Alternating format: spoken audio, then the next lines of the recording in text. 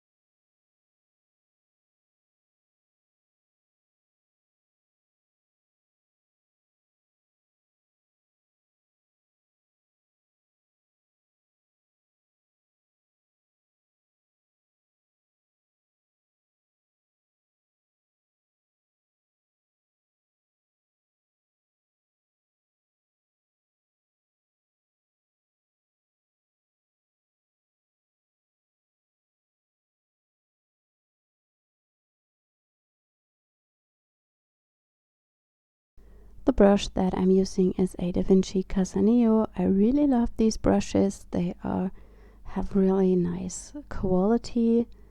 The only thing I don't like them for is when you need a really fine tip. Then they are not my go-to brushes. But for mostly everything, I just use those. And I believe I have a size 6, and this must be a size 4.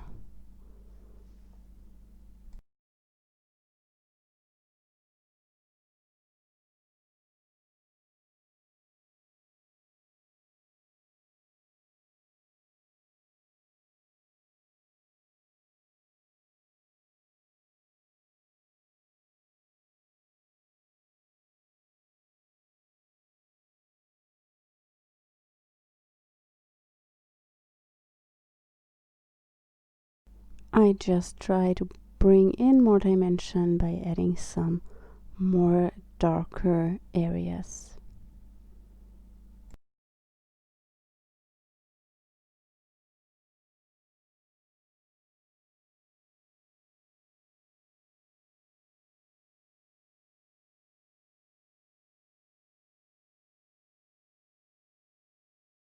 Now I'm adding some splatters, and some of the areas are still wet, and that makes it also interesting because some of the sprinkles bleed into the other paint. And when I do splatters, I always use the same colors that I've used for the painting. And that was my video for today. I hope you enjoyed watching, and I hope you are a bit inspired to sketch some loose flowers and get out your watercolors. Have a wonderful day. Bye.